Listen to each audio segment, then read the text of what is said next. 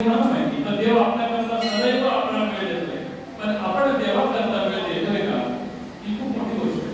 किंवा आपण आपल्याकरता वेळ देण्याकरता प्रवचन भजन आहे, कीर्तन आहे.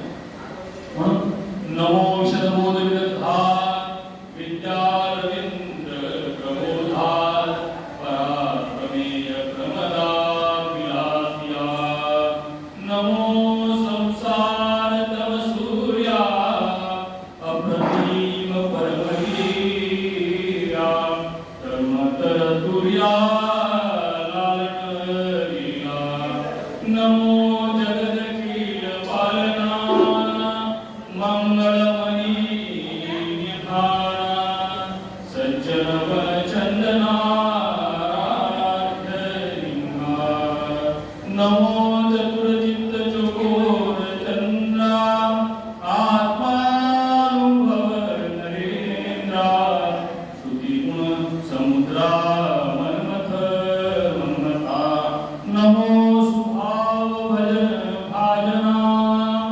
भवेत् भवकुंभ भंजना विश्वोद्भव भुवना श्री गुरु राया तुमचा अनुग्रह गणेशु जैते आपुला सौरसु तै सारस्वती प्रवेशु बाळकाई राती जी दैविकी उदार वाचा जय उद्देशु दे नाभिकाराचा जय नवसदीपांचा ठाऊ लावी यमुया स्नेहाची वागेश्वरी जरी मुके आते अंगीकारी तो वाचस्पतीसी करी प्रबंधुणा हे असो विठवा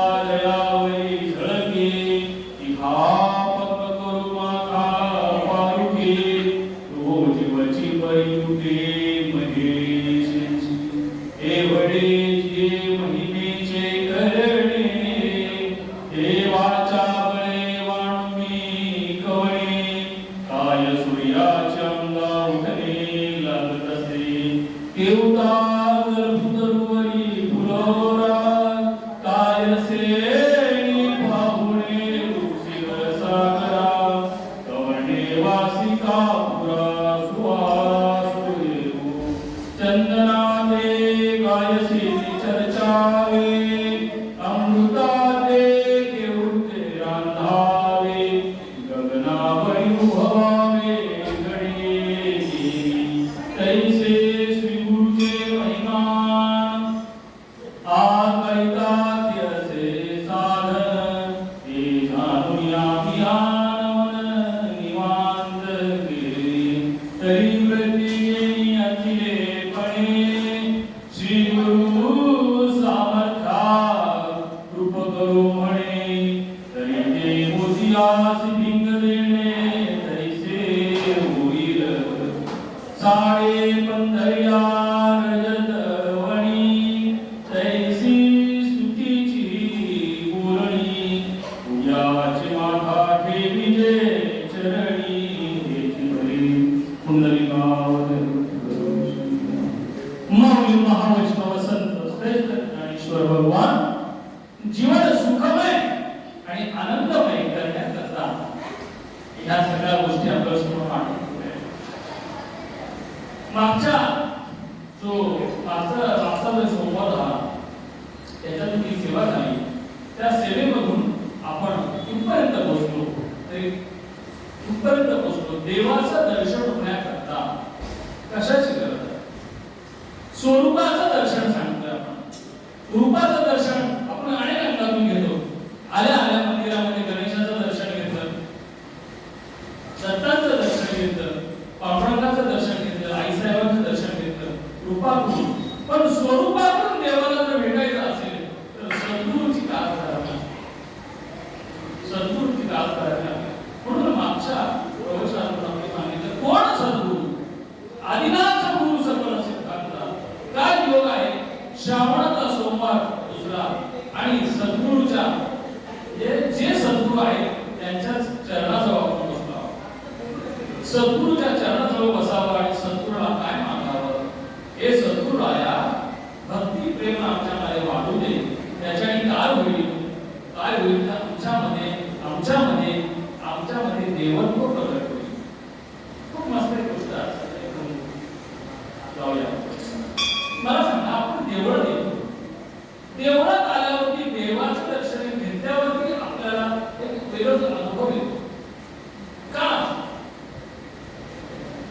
असा प्रश्न आपल्याला वाटत नाही.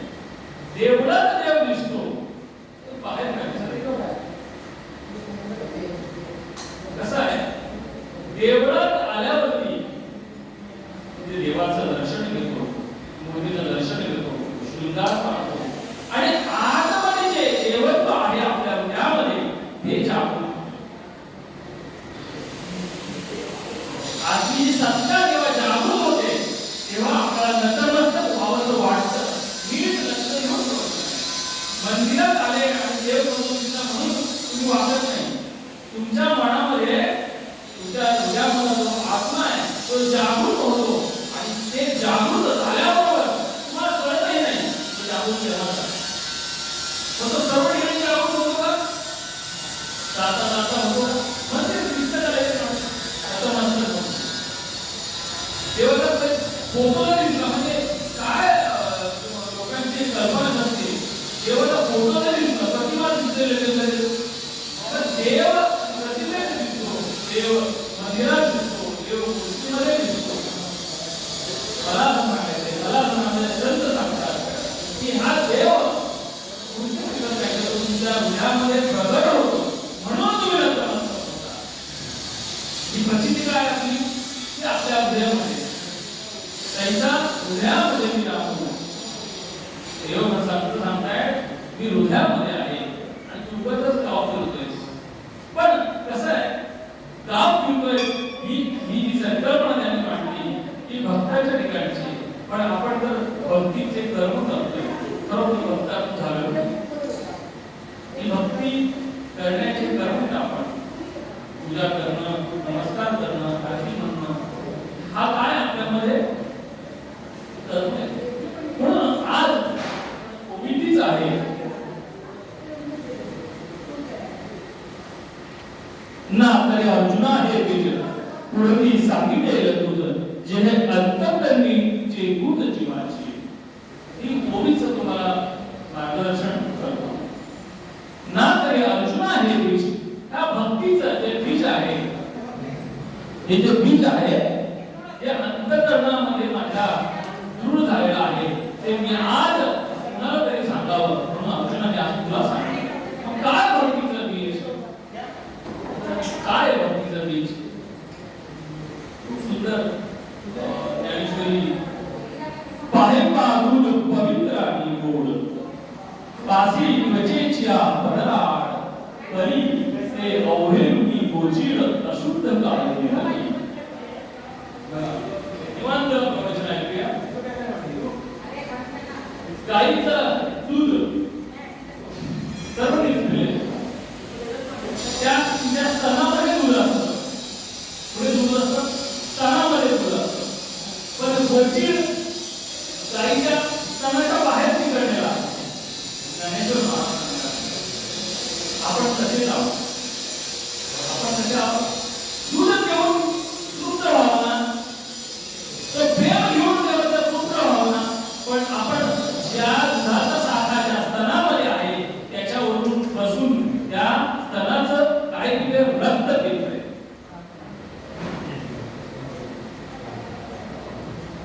आपण काय करतोय? त्या दुधापर्यंत पोहोचत नाही. पण दुधापर्यंत पोहोचत नाही मग काय करावं? काय करावं? संतांची संगत करावी. संतांची संगती मनोमार्ग करते. संतांच्या संगतीने तुझ्या मनाला योग्य मार्ग मिळेल. आपला ड्रायव्हर जो आहे तो जर उत्तम असेल तर ही गाडी चालेल.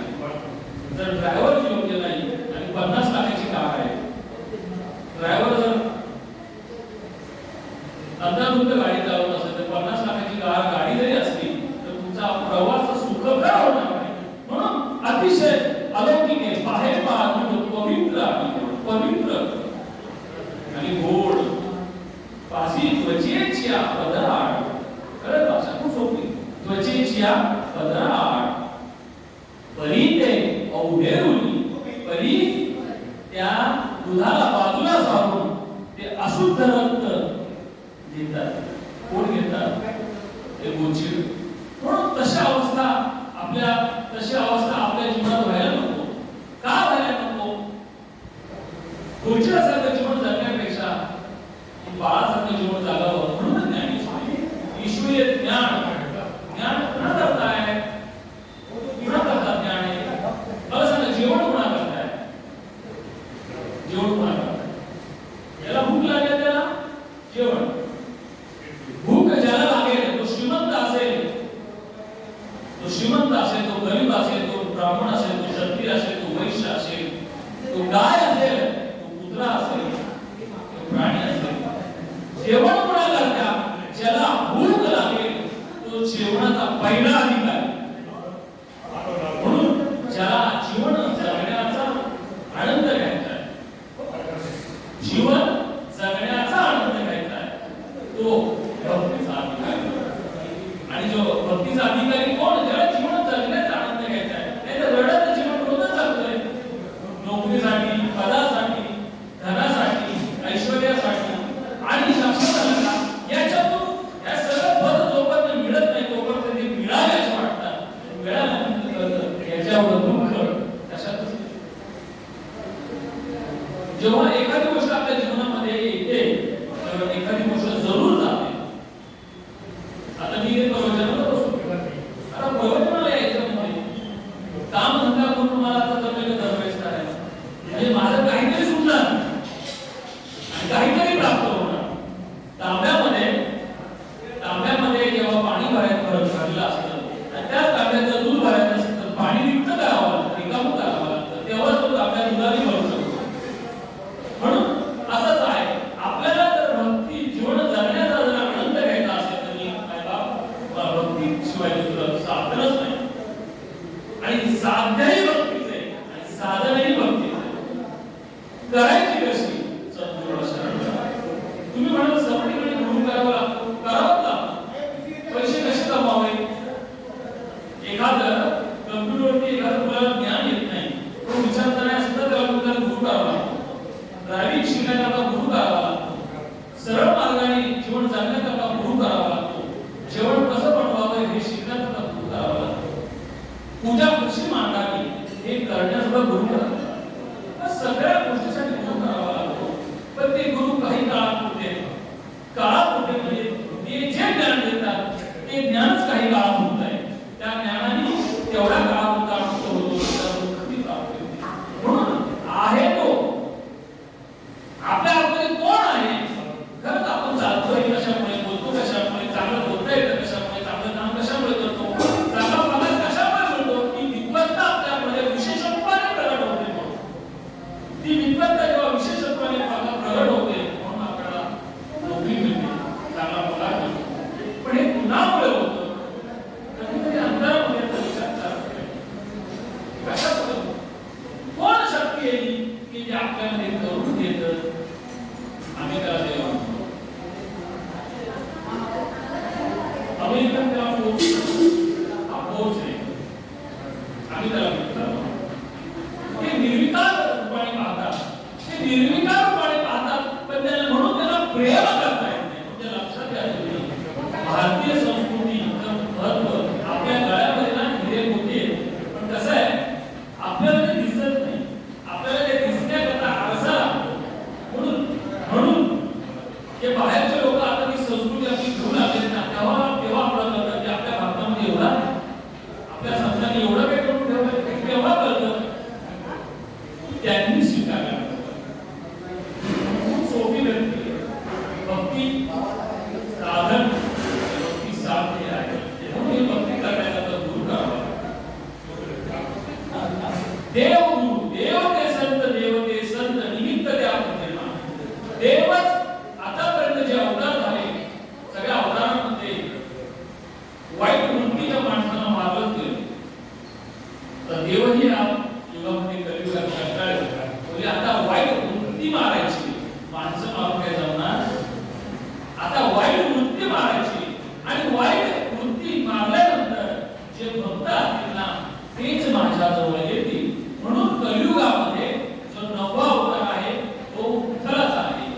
लोकांमध्ये संभ्रम आहे आणि नक्कीच काही काळात तो संभ्रम दूर होईल.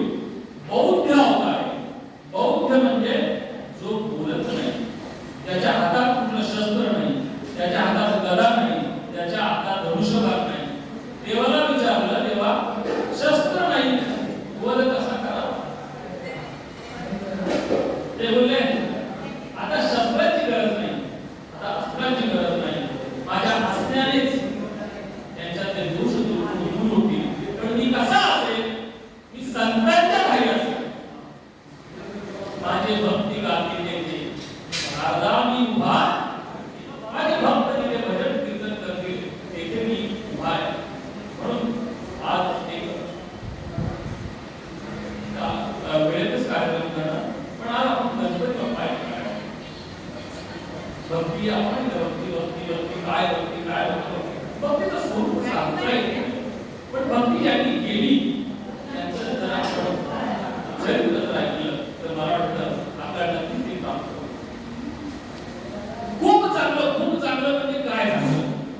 एखादी गोष्ट खूप चांगलं म्हणजे काय? खूप चांगलं सांगता येत नाही, ही अनुभूती आहे. तसं भक्ती भक्ती भक्ती भक्ती ही अनुभूती आहे. त्याची क्रिया काय? तर सद्गुण शरण सद्गुरु सारिका असता पाठीरा. लोक म्हणतात आपल्याकडे आत्मविश्वास नाही. आत्मविश्वास नाही याचा अर्थ काय?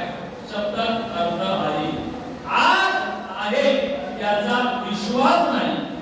आत्मविश्वास म्हणजे आज कोणीतरी आहे ते वाटलं तर विश्वास, पण आपल्यामध्ये आपणच आहोत हेही आपल्याला कळत नाही. म्हणून एक अलौकिक गोष्ट त्या सांगतो. अलौकिक आहे, सगळ्यांनी ऐकलेली आहे, पण नवीन काय आपण ऐकलं. गणपती बाप्पाचा जन्म झाला. आई साहेबांनी आपला घामापासून जो असं म्हणता येईल की आपल्या शरीरापासून, त्याला तो शब्द न वापरता आपण असं म्हणाल त्या ओटीनी गणेशाला काय केलं? साकार केलं आणि गणेशाचा जन्म झाला. आणि कसं असतं, बऱ्याच वर्षांनी सगुण बाळ जन्माला आलं, खरा आनंद होतो. म्हणजे वयस्कर आई वडिलांना बरेच वर्षानंतर बाळ जन्माला आलं, 50च्या नंतर, त्याचं काही कौतुक वेगळंच असतं. तसं यांची सगळी आपण बाळच होतो, पण सगुण स्वरूपाने लाड करण्याकरता म्हणजे पाहिजे होतं पार्वती मातेला. म्हणजे सर्व जरी असले, सर्व आपापल्या अंगाने प्रत्येकामध्ये विशेषत्व आहे. प्रत्येक जे शिष्य आहेत म्हणजे भक्त आहेत, आई तुलत आहेत, पण प्रत्येक जण विशेषत्वाने उभा आहे. प्रत्येकाच्या बघितल्यावरती, नंदी महाराजांकडे बघितल्यावरती ते सेनेचे अधिकारी वाटतात. नारदांकडे बघितल्यावरती त्या कंठ नामस्मरण करणारे भक्त वाटतात. पण असं लहान जो मिळावा, त्याला लाडू घालता यावा, खायला घालता यावा, त्याचा आपल्याला आंघोळ घालता यावी, त्याला वस्त्र घालता यावी, त्याची रुटरुट चाल पाहावी, असं कोणीतरी पाहिजे. आणि गणपती बाप्पाचा जन्म झाला. तुमची कथा मला मध्ये सांगायची नाही, जे शिराचा जो बदल झाला. आणि जेव्हा गणपती बाप्पा मोठे झाले, त्याच्या अगोदर कार्तिकेय स्वामींचा पण जन्म झाला. पण कार्तिकेय स्वामी जन्मात झाल्याबरोबरच ज्ञानी महात्माचा अवतार, ऋषींचा अवतार आहे. इतक्या ज्ञानी आईच्या पोटी आल्याबरोबर त्याने ज्ञान सांगायला सुरुवात केली. तुम्ही जगदंबा आहात, तुम्ही महादेव आहात, तुम्ही असे आहात, तुम्ही तसे आहात, हे वर्णन करायला सुरुवात केली. म्हणून आईला ते प्रेम भोगताना आलं. आणि गणेशाचा जन्म झाल्याबरोबर गणेश लगेच जवळीक करू लागला. आई बाबा नाही होऊ लागला, अवधी मोठी खेळू लागला. असा गणेश मोठा झाला. आणि गणेश मोठा झाला नंतर आता कसं आहे, राजाला जर 2 मुलं असतील आणि राजाला जेव्हा राज्यकारभार मुलाच्या हातात द्यायचा असेल, त्यावेळेस 2 मुलांमध्ये एका निवडा सर्व देवता आहेत, त्या सर्व देवतांमध्ये सगुण साकार हे दोनच मुले. तुम्ही लक्ष्मी मातेच्या जवळ जर तुम्ही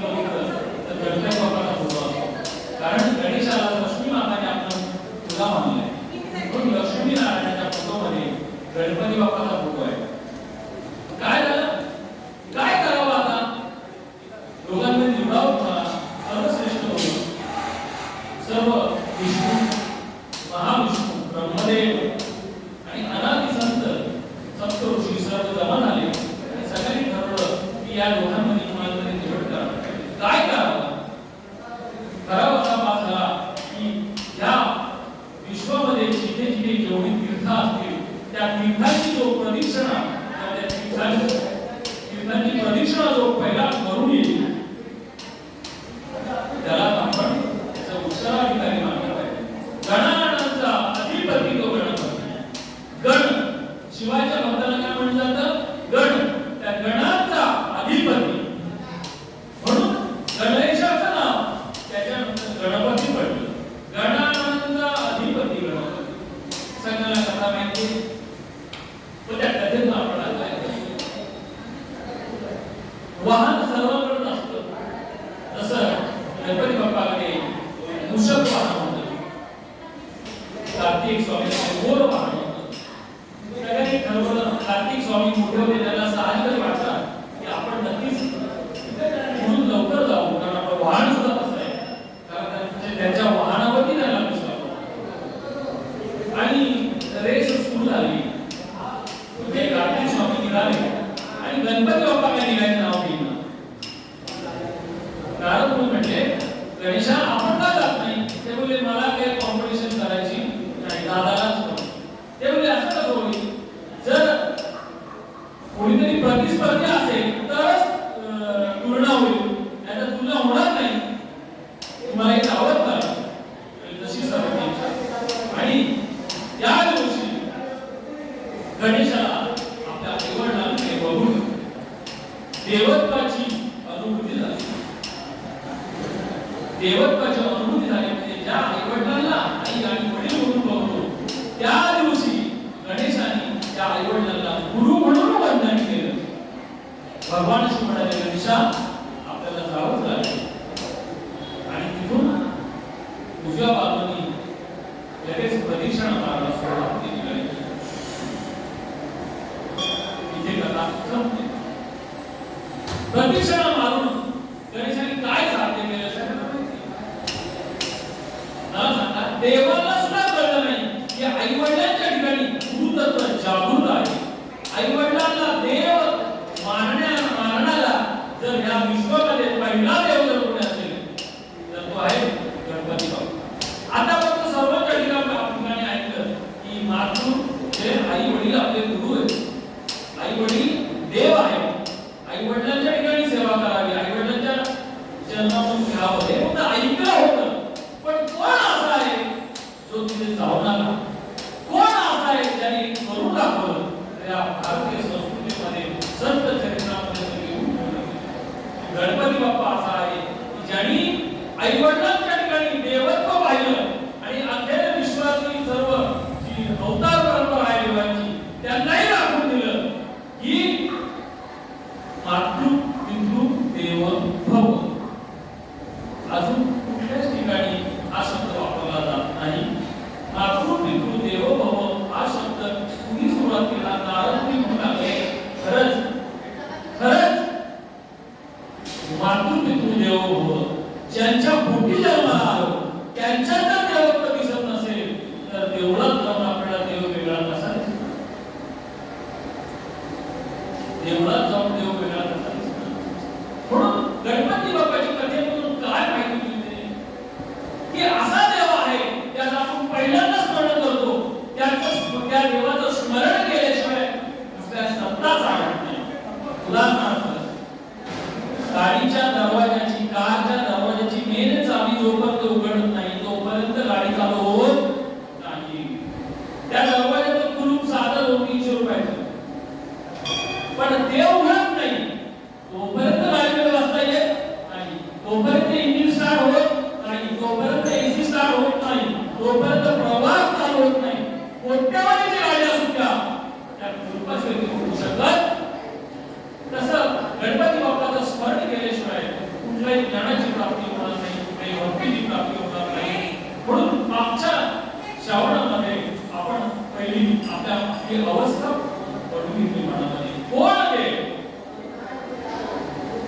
आणि कोण भक्त?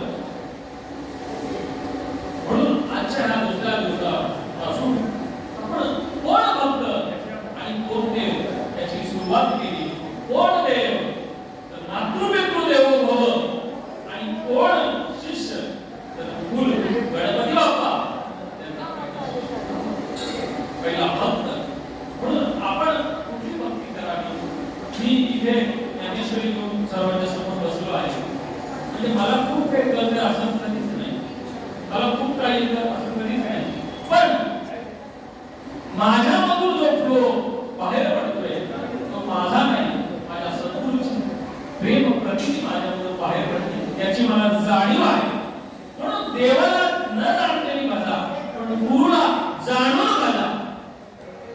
देवाचं तुम्ही पूजा एका दिवशी नाही केली तरी चालेल, पण गुरुची पूजा जाणीवेने करा.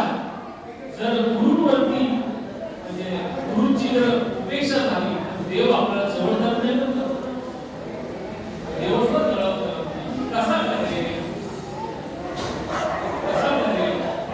भक्तांमुळे त्या गुरुमुळेच त्या देवाला देवत्व प्राप्त होतं. आणि ज्यांच्यामुळे देवत्व प्राप्त होतं त्यांचा जर आपण तिरस्कार केला, त्यांना जर कानाडोळा केला तर ते देवत्व आपल्याला कसे भेटेल. म्हणून आदिनाथ महादेव विश्वाचे गुरु आहे, गुरु आहे त्या काळामध्ये, त्या कलियुगामध्ये गुरु आहेत ते गुरु काय सांगताय, तुमच्या चित्तातलं विष लावा, तुमच्या चित्तातलं विष लावा. त्याकरता आता वरती येऊन बरंच ठीक चाललंय. त्याकरता तुम्ही पहिल्या आपल्या संस्कृतीचा आदर करा. प्रवचनाचा भाग थोडा बदलला आहे. संस्कृतीचा आदर करा. मंदिरात या, हिंदू आहात, हिंदू धर्मात जन्माला आले तर हिंदूच्या देवतांची रिस्पेक्ट करा, आदर करा. का ते रात्रदिवस तुमच्यासाठी झगडत आहे. जसं आई वडील रात्रदिवस आपल्यासाठी झगडतात मुलाला चांगलं जीवन जगता यावं, तशी हे सर्व देवी देवता आपल्यासाठी अहोरात्र झगडत आहेत. आता आपलं त्यांच्यावरती लक्ष नाही. आपल्यामध्ये विद्या प्राप्त होते, कुणामुळे होते, कोण झगडते? गणपती बाप्पा झगडतात, आपल्याला विद्या प्राप्त होते. शक्ती आई रोज झगडते, आपल्यामध्ये जी शक्ती प्राप्त व्हावी. आज सकाळी काय झालं उठलो मी आणि अचानक माझी शक्ती कमी झाली. शक्ती कमी झाली, आजारी तर पडणार नाही, तापायचे तेवढे काम करायला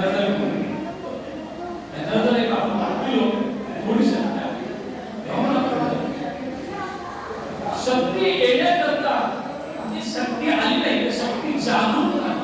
पण ती आई रोज झगडते शक्ती करता.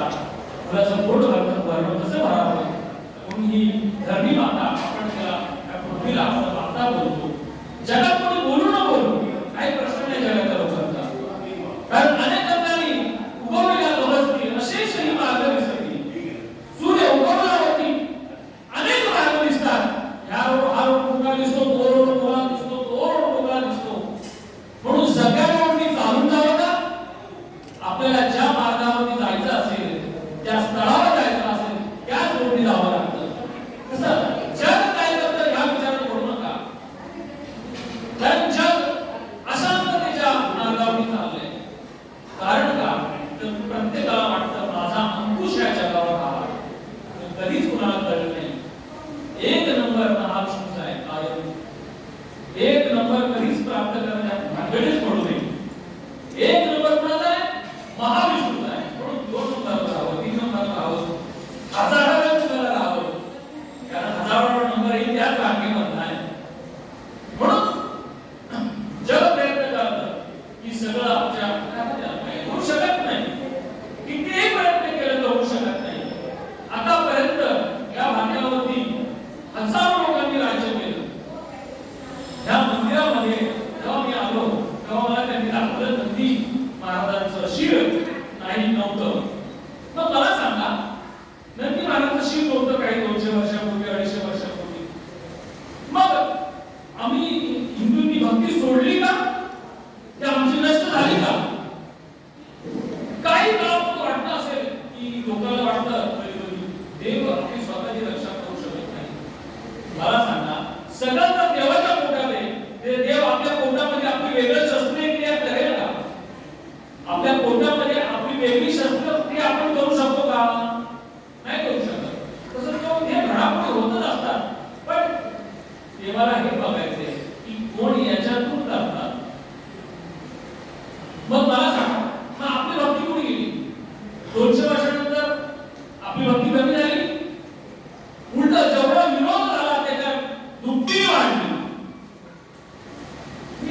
2000 पासून वारीला जातो चालत पंढरीला.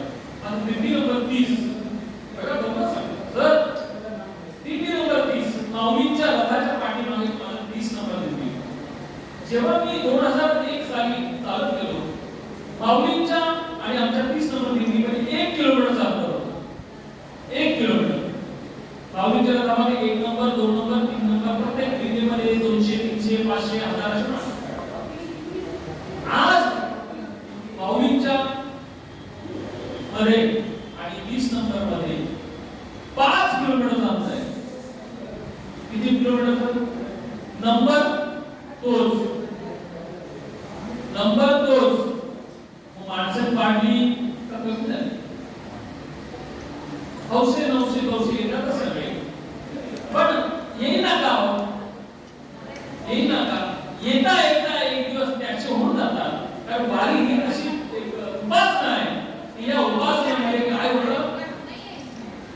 हौसेने येणारा सुद्धा कृष्ण हरी जय जय राम कृष्ण, नवसाने येणारा सुद्धा कृष्ण हरी जय जय राम. अहो एक वेश्या, तिने वेश्येचा व्यवसाय केला. तिच्याकडे कोपण होता, त्याचं नाव राघव. तिला वाटलं आपल्या जीवनाचा अंतकाळ, तिचा शेवट आला, शेवट अंतकाळ आला. तिला वाटलं या राघवाचं कसं व्हावं. राघवाचा विचार करता करता गेली, देवदूत न्यायला आले. आणि तिथे हौसे नवसे गवसे चालता चालता राम कृष्ण हरी हे देव किती गोळा आहे. फक्त काय होतं, त्याकडे देवाकडे जाण्याची एक स्टेप आहे. मी कीर्तनकार म्हणून जाणार पांडुरंगाला भेटायला. मी ह्या देशाचा कोणतरी एक प्रतिनिधी म्हणून जाणार आहे, किंवा मी कोणीतरी एखाद्या स्टेटचा मालक म्हणून जाणार आहे. ह्या दृष्टीने आपण जातो. खरं सांगतो, मी एक स्त्री म्हणून जातो, एक माणूस म्हणून जातो. ही स्टेप पाहिली आहे म्हणून आपल्याला हिंदू संस्कृतीमध्येच पाहिजे आहे. देवळात उतरायला पाहिजे, देवळात चढायला पाहिजे. काय पायरी? नामामध्ये आम्ही पायरीचे चिर. त्या पायरीचं महत्व इतकं आहे की नामदेव महाराजांनी पंढरीच्या पांडुरंगाच्या मंदिराच्या पायरीमध्ये आपली समाधी घेतली आणि त्याच्यावरती पायऱ्या बसवल्या की त्या पायरीवरती संत सज्जन चरण ठेवतील आणि त्यांची चरण धूळ आपल्याला लागेल आणि आपल्याला ती भक्ती जागृत राहील. हे मंदिरात भक्ती जागृत करण्याकरता पहिल्यांदा जेव्हा प्रवचनाचा पहिला भाग होता, सुरुवातच अशी होती, मंदिरात आल्यावरती देवातून का प्रकाशित होतं. कारण मंदिर हे काय करणार, त्यामध्ये भक्ती जागृत करण्याची स्थान आहे. म्हणून यांना जपलंच पाहिजे, यांच्यामध्ये दान झालंच पाहिजे. दानाची संस्कृती पण भारतामध्ये खूप मोठी आहे. मला सांगा, आपण जे रोज खातो प्रॅक्टिकली, आपण मराठी समजलं, मराठी समजलं की हिंदी में बोलना है. आपण जे जेवण जेवतो, मला सांगा सगळंच आपल्या पोटात राहतं का? स्पष्टपणे जेवढं गरजेचं आहे आणि बाकी वेस्ट जातं. हे काय, ही काय ही प्रक्रिया होती का? तुम्ही म्हणतो घाणेरडं निघून जातं. अहो चांगलं सुद्धा निघून जातं. शरीर काय गरज आहे तेवढं घेतं, बाकी तसं धनाचं सुद्धा आहे.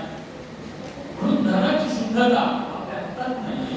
कारण आपण कुठल्या मार्गाने धन कमवतो, किती जरी प्रयत्न केला तरी कुठून थोडं तरी अशुद्धता धनामध्ये निर्माण होते. म्हणून धनाची शुद्धता जर करायची असेल तर धनाचा दान करणं महत्वाचं आहे. मग सतपात्री दान करण्याकरता लोक म्हणतात मंदिरात दान केले. मंदिरात दान दिल्याने काय होईल? मंदिराच्या बाहेर जगाला आपल्या सगळ्यांचं म्हणणं आहे की हिंदू धर्मामध्ये मंदिराच्या बाहेर दानपेटी असते आणि त्या दानपेटीवरती लोक करोडपती होतात. हा लोकांचा भ्रम आहे. लोकांच्या लक्षात येत नाही. नको ते टाकतो की घे, पण नको ते टाकल्यावरती घेण्याचं जीवन कसं शुद्ध होईल? पण ते कुणाच्या बाहेर टाकतोय? ते देवाच्या चरणावर टाकतोय आणि देवाच्या चरणाची जी आहे ते तिथे जे टाकतात ते पवित्र होतं. म्हणून आपल्या संस्कृतीमध्ये दानाला महत्व आहे. दान जर नाही केलं तुम्ही तर तुमच्या संसारामध्ये आपोआपच काही अडचणी निर्माण होतील. आणि आज मी सांगत नाही, तुम्ही तुमचा अनुभव घेऊन बघा. आपल्याला आप अडचणी निर्माण होतील. प्रत्येकाला वाटतं की धन भाजी पडलेली नोट उचलावी कुणाला वाटणार नाही. अर्थाचा अडचणी न लगे घ्यावे संसारा. अर्थाबद्दल, अर्थ म्हणजे पैशाबद्दल तुमच्यामध्ये जाड म्हणजे आकर्षण वाटणं वाईट नाही. अर्थ जाड जीवे न लगे घ्यावे संसारा. मनोनी गोड सर्व भावे अंघोळी न लगे पूर्ण व्हावे. तुम्हाला काय सांगताय? अहो सोपं सांग. आईला भेटण्याकरता बाळाने अंघोळच केली पाहिजे असं काय आहे का? काय पायरी सांगितली? पायरी सांगायची की देवाकडे जाताना, संतांकडे जाताना नम्रता तुमच्या अंगी असली पाहिजे. आणि देवाकडे जाताना विलगण्याची शक्ती, विलगण्याची भक्ती तुमच्यामध्ये असली पाहिजे. हे सगळ्या सकाळपासून आई तुझी वाट बघतोय, तू इतकी बिझी आहे, तुझे एवढे बघतोय, पण मला तू कधी भेटायची म्हणजे डोळ्यात अश्रू येतो भेटण्याकरता, तू का माझ्याकडे काम नाही? सर आपल्या महाराष्ट्रात संतांच्या अभंग अतिशय तुला म्हणून टाकतो. आपल्या घरचंच प्रवचन आहे. त्या प्रवचनाच्या माध्यमातून अतिशय सुंदर भाव संतांचे प्रकट व्हावे आणि आपल्याला देवत्वाची प्राप्ती व्हावी हा त्यामागे उद्देश आहे.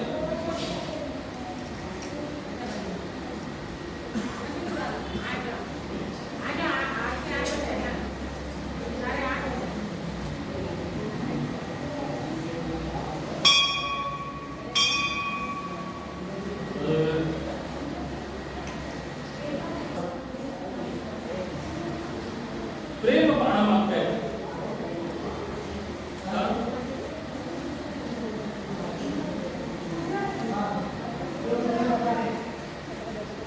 प्रेम पाहणं आपण सांगतोय, पण आता तुम्हाला अभंग लगेच होत नाहीये. नाम संकीर्तन साधन वैसोपे. नाम संकीर्तन साधन वैसोपे. जळतील पासे जन्मांतरीची न लगती सायास तावे वनांतरा. न लगती सायास तावे वनांतरा. किती सोपं सांगितलंय. नाम संकीर्तन करा हेच सोपं साधन आहे. आणि त्यांनी काय होईल? तुमचे पापे जळून जातील. त्यासाठी तुम्हाला वनात जायची गरज नाही. सुखे येतो घरा नारायण. सुखे येतो घरा नारायण. न लगती सायास जावे वनांतरा. तो देव तुमच्या घरी चालवली. म्हणून अशी भक्ती सांगायचा आम्ही प्रयत्न करतो. शिव भगवान नक्कीच त्याच्यामध्ये सहकार्य करतायत. म्हणूनच माझ्या मुखातून ही गोष्ट बघायला देव अशी भक्ती करा की देव तुमच्या पाठीमागे फिरेल. म्हणून इंद्रिय मागे वेळ होत आलाय. तरी एक सुंदर कथा सांगू देवाची आणि भक्ताची. अजून पुढचे दिवस आहे का? असेच एक महान भागवत भक्त स्त्री संत महाराष्ट्राला लाभल्या. संत जनाई. जनाबाई सगळं त्यांना म्हणतात, पण वारकरी संत त्यांना जनाई म्हणतात. बाई म्हणून बघत नाही, तिला आई म्हणून बघतो वारकरी संत. संत जनाई. आणि हा जनाईचं कौतुक काय सांगतात? नामाची जाची झाली. आणि नामदेव महाराज तसं देवाला दूध पाजत होते, तसं जनाबाई जेवू घालत होती. अशी ख्याती संत जनांची होती. आणि ही ख्याती उत्तर प्रदेशात पोहोचली. आणि तिथले संत मुळाली दुसरे कबीर, संत कबीर या भक्तीचा दृष्टांत बघण्याकरता तिथून चालत निघाले. कुठे पोहोचले? कबीरांना वाटलं ज्या देवाचं इतकं महत्व, त्या देवाला भेटण्याच्या अगोदर त्या देवाच्या भक्तांना पहिलं भेटावं, ते देवाबद्दल विशेषत्वाने प्रेम वाढेल. म्हटले कुणाला भेटावं? नामदेव महाराजांना भेटण्या अगोदर त्यांच्या घरात ती दासी जरी भक्त आहे, पहिले तिला भेटावं, मग स्टेप मी नामदेव महाराजांना भेटावं आणि मग पांडुरंगाला भेटावं. इथे संत जनाई कहाँ रहती है? यहाँ संत जनाई कहाँ रहती है? तो बोले संत जनाई कोई नहीं है यहाँ पर. बोले कोई नहीं है. बोले संत जनाई नहीं कोई, लेकिन नामया की जड़ी है. हाँ हाँ हाँ, वही चाहिए. नामाची जड़ी पाहिजे. नामाची जड़ी हो, नामाची जड़ी पाहिजे. ती म्हणजे ती बघा तुमच्या चौकामध्ये त्या दोन बायका ज्या भांडतायत त्याच्यातली एक तीच आहे. हे म्हणजे आपण तिच्या शोधात आलोय. मला वाटतं ती नाही. मेला तर ती नाही, संत झालाय. अहो तीच आहे ती. संत आहे, कीर्तनकार आहे, प्रवचनकार आहे, भक्त आहे. पांडुरंग तिच्या पाठीपुढे फिरतो. ती म्हणजे पांडुरंग त्याच्या पाठीपुढे फिरतो. ती जनाबाई पांडुरंग त्याच्या पाठीपुढे फिरतो. ती जनाई मराठी समजतात? हिंदी? तो एक संत जनाबाई का चरित्र हम बता रहे हैं, आपके लिए बताएंगे. बरोबर? तो जनाबाई, कबीर जी ने पूछा कहाँ पर है, कहाँ मिलेगी? बोले यही है. बघायला गेले तिला. दोघींची भांडण चालू होती. दो औरतें जब झगड़ती है तो उनके बीच में कोई नहीं जाता है. जब कोई माता जब एकदम उसमें जमदग्नि प्रकट होती है, भगवान शिव को भी नीचे गिरना पड़ा. भगवान शिव को पता काली माता का फोटो देखा है, उनके नीचे पैर पे कोई एक मूर्ति है, वो भगवान शिव है. किसी को लगता है राक्षस है. राक्षस नहीं, शिव भगवान है. महिषासुर जो राक्षस था, उसका वध होने के बाद माता इतनी गुस्से हो गई, कंट्रोल के बाहर. नारद मुनि बोले मैं तो जाऊंगा तो चली जाऊंगा. महाविष्णु बोले हम भी जाएंगे तो चले जाएंगे. ये माता अभी बहुत क्रोधित होती है. जब हमारी मम्मी झारा या कलखा लेके जब झगड़ा करने में जब निकल जाती है तो हम लोग समझ जाते हैं. वो बड़ा लड़का होता है, भाई बाहर निकल लो, छोटी की लड़ाई चालू है. डैडी क्या हो रहा है? अंदर क्यों जा रहा है? अरे मम्मी भड़की है, कल मेरे ऊपर गुस्सा की थी, मेरा भी मुझे मारेगी नहीं, लेकिन क्या होता है, झटका लग सकता है, इसलिए बाहर खड़े हो. जब वो शांत हो जाएगी तब जाएंगे. और अभी क्या करें, सब लोग बोले माता इतनी गुस्से हो गई है, उसके वजह से पूरे विश्व में गर्मी पैदा हो गई. आणि काय करावं? शिवाला सांगितलं तुमची बायको आहे, तुम्ही जा. ते बोले माझी बायको तुम्हारी भटका बसेल, मुझे भी तकलीफ होगी. तो उन्होंने विष्णु जी ने आइडिया लगाया. आप एक काम कीजिए, जमीन में जो वस्तु चल रही है ना, इसमें सो जाओ. आप करो तो ट्राई. हिंदू संस्कृति देखो कितनी बारीक बारीक चीजें हमें सीखनी चाहिए. अपने घर में भी ये चीज से यूज करनी चाहिए. और माता चलते चलते उनके ऊपर पैर लग गया. जैसे पैर लग गया तो उनको लगा कि मेरे पैर नीचे क्या आया. इसलिए उन्होंने झुक के देखा तो अरे वाकल्याबरोबर अहंकाराचं अस्तित्व गळून पडलं आणि देवाला बघितल्यावर त्याची बाहेर पडली. क्रोधाची जी बाहेर निघाली. लाजली माता. नवऱ्यावरती बाहेर गेला.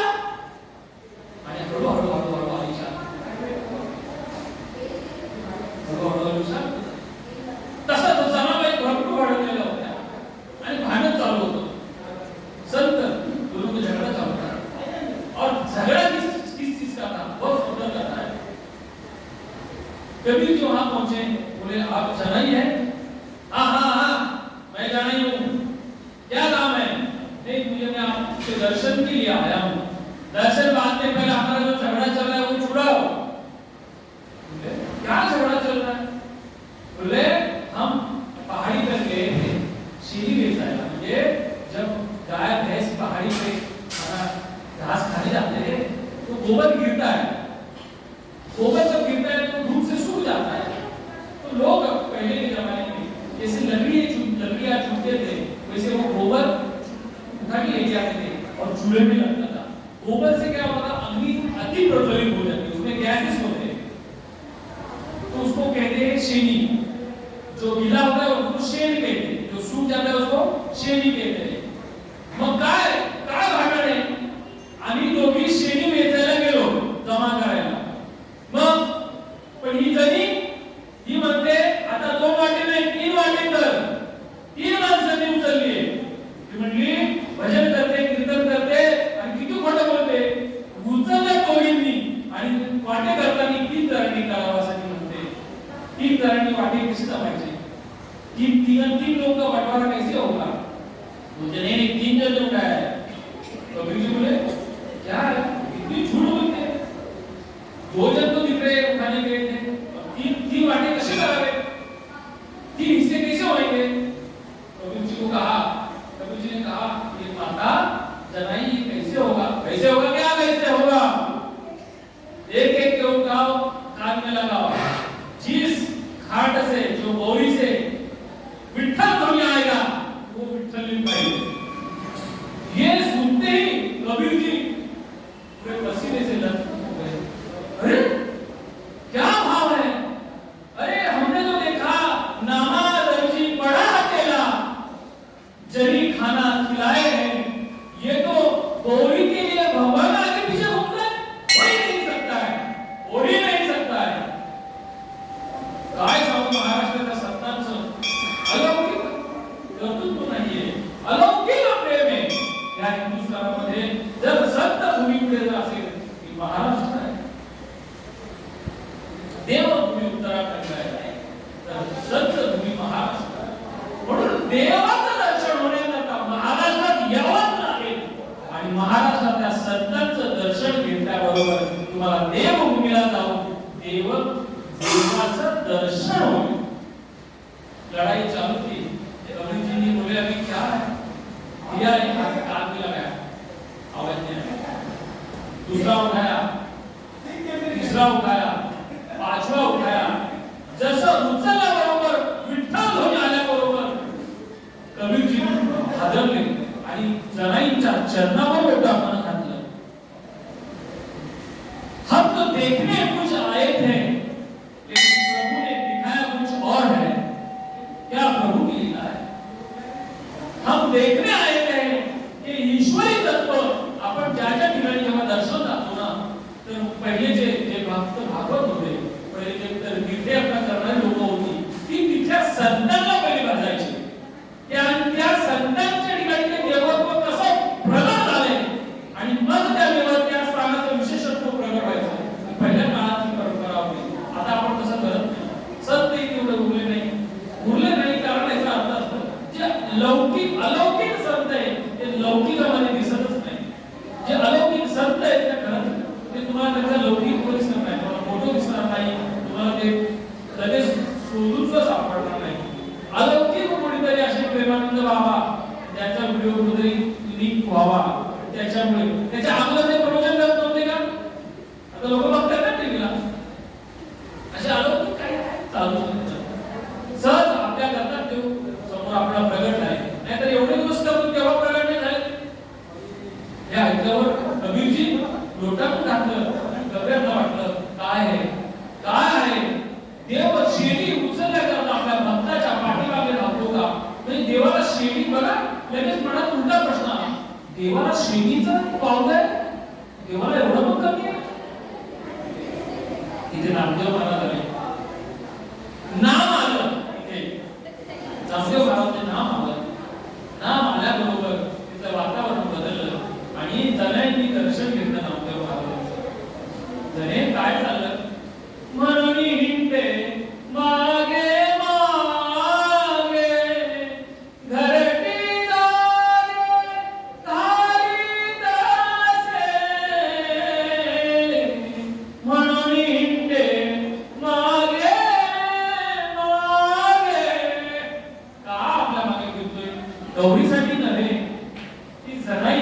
ते चालता चालता त्याचं स्मरण करत होती.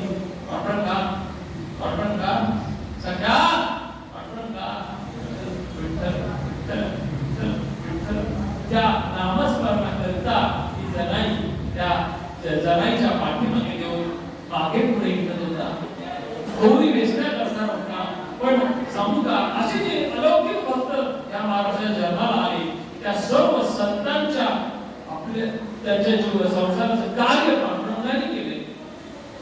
चरित्र संतांची उठून बघा. संत तुकोबाराय, संत सावता महाराज, जगद्गुरु तुकाराम महाराज, संत ज्ञानेश्वर महाराज, संत निवृत्तीनाथ महाराज, संत सोपान काका, संत मुक्ताई, असे अनेक संत होऊन गेले. अनेक जातीमध्ये संत निर्माण करण्याची शक्ती महाराष्ट्राची. प्रत्येक जातीत संत झाले. तुम्ही म्हणजे जातीचा उल्लेख का? अहो, लोकांच्या मनातून जात नाही म्हणूनच तिचं नाव जात आहे. जातच नाही. अहो, संत जन्माला तुमच्यात एवढा अधिकार तुम्हाला प्राप्त केला तरी तुमच्या मनात ती कमीपणाची भावना का जात नाही? अख्खं जग तुमच्यावरती सत्ता करण्याच्या तयारीत असताना तुम्ही जातीमध्ये अडकलात. मी कनिष्ठ, तो वरिष्ठ. अहो, घरामध्ये घुसून घर फुटण्याची वेळ आली तरी सुद्धा तुम्ही जातीतून बाहेर पडत नाही. कसला हा अभिमान? जातीचा अभिमान नाही, हा कर्माचा अभिमान आहे.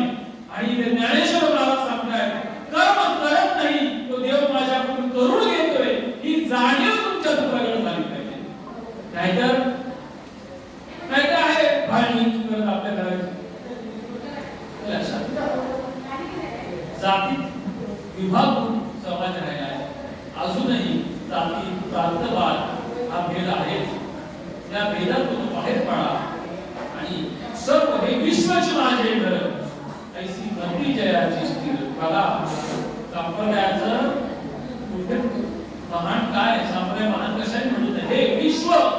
मग विश्वामध्ये चांगले वाईट सर्व चांगले.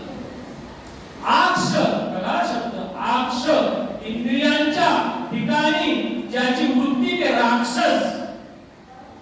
आपल्यामध्ये इंद्रियांच्या ठिकाणी त्याची कायम वृत्ती तो राक्षस. आणि आज इंद्रियांच्या ठिकाणी त्यांची वृत्ती तो राक्षस. आणि ब्रह्म प्रतिमेच्या ठिकाणी त्यांची वृत्ती ते ब्राह्मण. ब्रह्म देवत्व, ती शक्ती, तो बोध, जो ज्याच्या भावनेने त्याला बोलत असेल, ती प्रतिती माझ्यातून जागृत आहे, हे ज्याला वाटते तो ब्राह्मण. पण ज्याची इंद्रियामध्ये वृत्ती अडकून राहिली तो राक्षस झाला. म्हणून आपण लक्षात घ्या की आपल्यामध्ये कुठली प्रवृत्ती बाहेर यायला पाहिजे.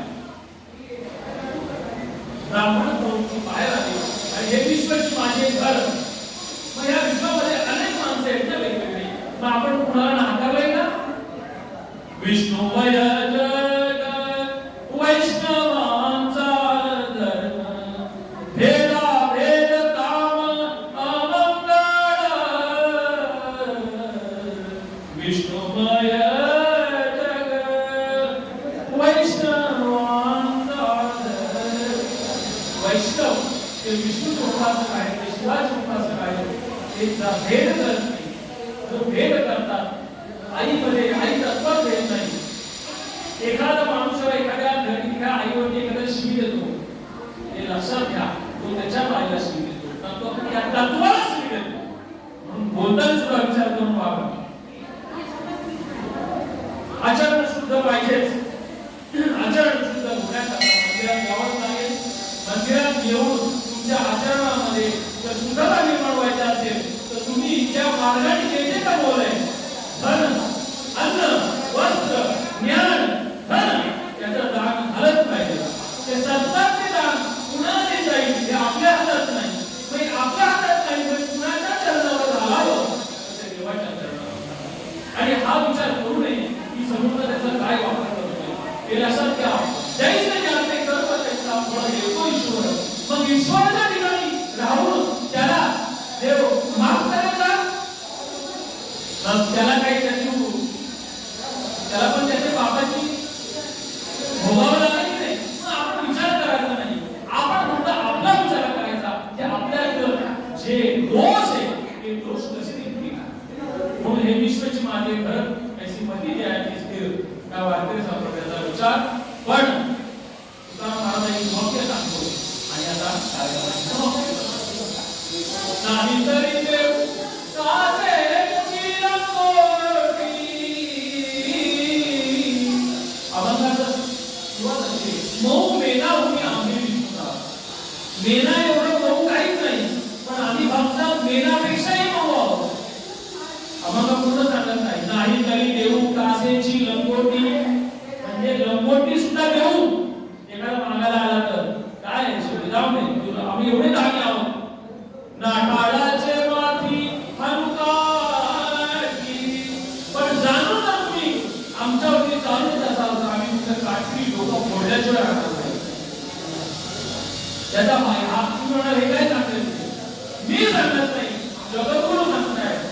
सर्वविष्णू नारायण म्हणून दुर्णी बंधावे, सात देवी भगवान है, विष्णू भी भगवान है, म्हणून त्यांना मान्य वगैरे का जास्त जास्त तर आपण वैकुंठवासी हो. जे शिवभक्त आहेत ते कैलासवासी होतील का नाही. मग सर्व विष्णू नारायण दुर्णी बंधावे, मग आम्हाला काही भावना करतो. म्हणून अशी काही तत्व आहेत जी आपल्या नारायणाला पासून आपल्याला जर भावना करत असतील तर आपण त्याला काठी बाजूला करतो. तुम्ही आमच्या मार्गातून नाही गेलं तर आपण मार्गातून आपल्याला बाजूला करतो.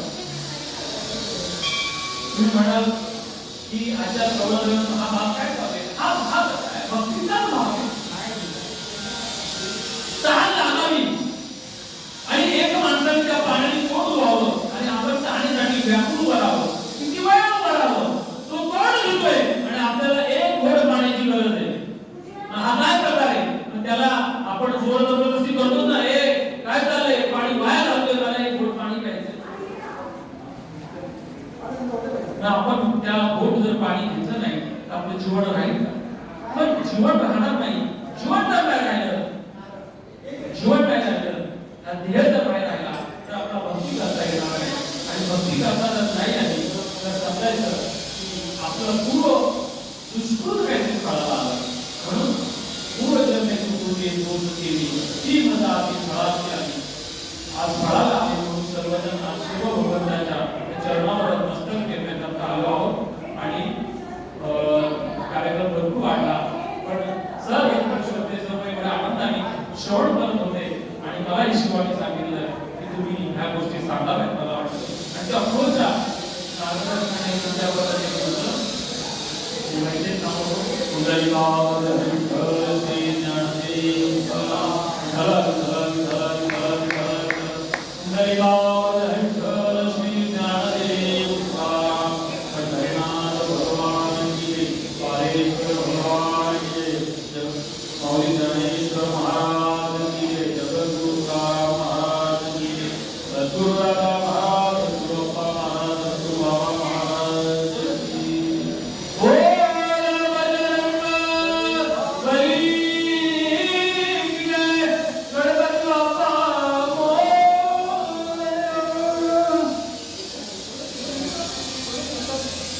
नामस्मरण करायचं का.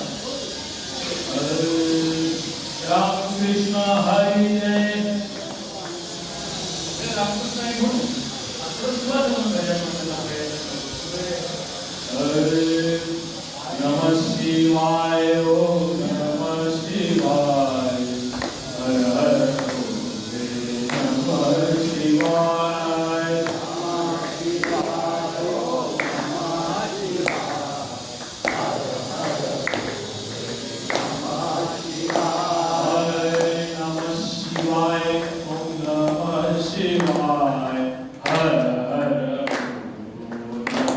शिवाय नमः शिवाय, ओम नमः शिवाय.